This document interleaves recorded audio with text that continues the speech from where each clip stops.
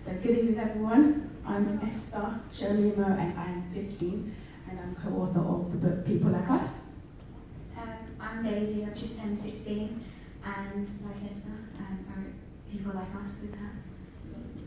I'd just like to talk to you today about communication and communication within technology and within teenagers, because I think the key thing to having safe platforms and having platforms where teenagers can feel confident and reassured in what they're doing is communication. Communication within technology and on platforms, communication verbally as well, because sometimes I feel, as a young person myself, we don't always need to see someone like a consultant, for example. We just need to talk to someone who's authentic with us, talk to someone who's honest with us, talk to just someone as a usual human being, because there's a lot of stigma around mental health. Like if you have this, if you have that, you're different from everyone else. It seems like a disease, but we don't want to be identified, we want to be labelled. I think mental health is something, it can definitely be cured, and it can be cured through not facts, statistics, but cured through just good-hearted communication online, like Cypher, for example, anonymous. You can talk to so many people in there, get so much help, and it doesn't have to be something that you have to show your face in it. Like Jen said earlier on about that facade, before you can post a photo, you have to make sure it's filtered to perfection, because that's why and what people see us as, because there's this thing society has, that you have to look a certain way or act a certain way to be noticed, to be wanted, etc. And that shouldn't be the case. And not everyone's like me. I think I'm quite confident in myself, and I think I'm able to post online without being scared or without feeling like I'm going to get backlash on this. And we really need to push forward with communication, letting people know that, letting young people know especially that, yes, it's okay to be like this, feel like this, look like this, because you are who you are. And I feel like with that communication online and verbally as well, it will really strengthen and give you the knowledge that you need to know to progress forward, because I take part in a lot of youth roles, so I understand people come up to me and say, Esther, what can we do better to improve social media? There's so many answers to that, but really, get to know the people who you want to better. Get to know them not on the level because it's your job, but because you want to and you care, because as a young person, I find that you can really tell when someone's trying to be honest with you. Like, we can tell, we might not say it, or we might not show it express it, but we can tell. So, and that really affects when we respond to you. If I know this person's talking to me just because of their job, or just because they want this written, or that written, I'll come off in a way, I won't be so honest with you, I'll just give you what you want to hear. If you want to hear what I really truly feel, you have to connect with me on that level, on that personal level. And I think that's what we need, because there's so much, the connection is lacking, and I think that is the cause, that is the reason why social media is so good. There's so many apps like Cypher and sorry, not app.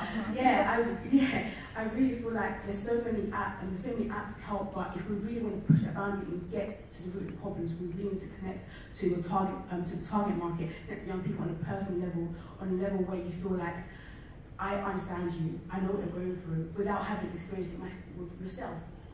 So that's just what I wanted to say today, and I think if that is really acknowledged and if that is pushed towards you stressed enough, then you will really get where you need to be.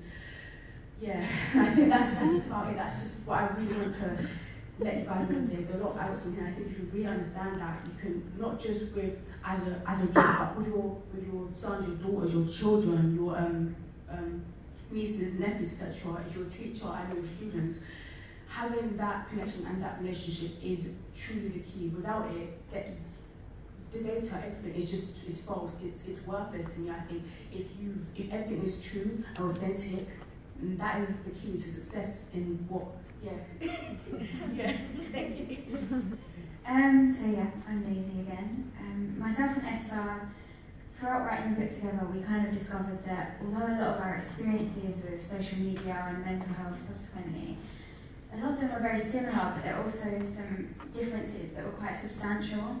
And I was on the train here today, and myself and Esther sort of planned what we were going to say, because we're control freaks. And I was just sat on the train, I was like, no, I don't want to say this. And so I went back to the email that Sean sent me, who basically facilitates everything we do. And I was like, right, what have I been asked to say? And then I went on to my own messages with myself, because I'm a really forgetful person, and I thought, well, if I start messaging myself stuff, I'm going to remember it. And I was at a meeting the other week regarding mental health, and I sent myself something that said, of course the work from other generations regarding teenage mental health is greatly appreciated and well received, but we young people cannot be excluded from the conversation. And that's nothing profound, it's literally just a message from myself to myself. But I think it's really kind of the key thing, right, when we're talking about teenage mental health. It's like, okay, but what are the teenagers saying and what do they think? And I've sort of started writing down things people were saying as they stood up here. And there was something Victoria and James said about mainstream media kind of portraying social media as this enemy of like well-being. And I think to some extent, yeah, that has value. It's true. But whenever I sort of talk to people, they're like, "Oh, I'm cleansing from social media," and I'm like, "Great, like that's fine, good for you." But it's like a juice cleanse, right? Like a juice cleanse isn't going to fix your life. A cleanse from social media is not going to fix your life, and it just infuriates me sometimes because I'm like, this is here to stay. It feels like this is not a passing wave. This is something that's going to either be with us physically forever or something we're going to remember forever. And I think people, myself and Esther's age, are maybe some of the first people who don't really have concrete memories without social media being there. Like, I can't really remember a time when YouTube didn't exist. And for me, it's insane because people will say to me, or you know, my mum will say to me, "Why do you care about YouTube so much?" But to me, like, these are the people I've grown up with. And it sounds insane because it's like, no, you haven't grown up with these people. There's someone with a camera like, "Hi guys, welcome back to my haul." And yeah, to a certain extent, that's, yeah, like, they are people behind a camera. But to me, those are role models and they're friends. I hate using that word because they're not my friends, I don't talk to them. But they're people that have influenced me more significantly than real people, I suppose. And I guess this kind of linked to something else that you guys said, that James actually said, talking about how you can't say to a young person, don't use social media, and how important it is to, as young people, to realise why you have social media. And I'm going to try and speed through this because I've spoken for way too long already. But I still don't have Instagram now, and all my friends in school were like, "Get Instagram, we'll send you memes," and I'm like, "Thanks, but I'm trying to pass my exams," because I know that as soon as I get that app, there's no turning back. As soon as I get that little, because I don't know how to control that, and I know that about myself. I know as soon as someone sends me that meme, oh my gosh, my life has changed forever. And I didn't get Snapchat until like a year or so ago, because I knew that that would be a big change for me. And I think social media is something so personal, and that's something that often kind of gets left out, like Esther said. Like, we look at the statistics, we look at the facts. Like, when we was writing our book, we were like, cool, we're not experts like some of you guys. We don't know how to analyze data. We don't know what this means. But what we do know is what we feel and what the people around us feel, right? And we do know how we kind of have that viewpoint that other people don't have the privilege of having, I suppose, in the fact that, you know, our experiences with social media are so vastly polarized with so many other generations' experience with it. And so I think, again, what Esther sort of said, to reiterate that, just looking at social media less as this enemy, less as this bogeyman, as James and Victoria said, but more as something that, yeah, like, there's bad things about it, there's bad things about everything, but we need to kind of look at that and look at ourselves and think, am I using it in a way that's right for me, or am I using it in a way I've been told to, or I've been expected to? And yeah.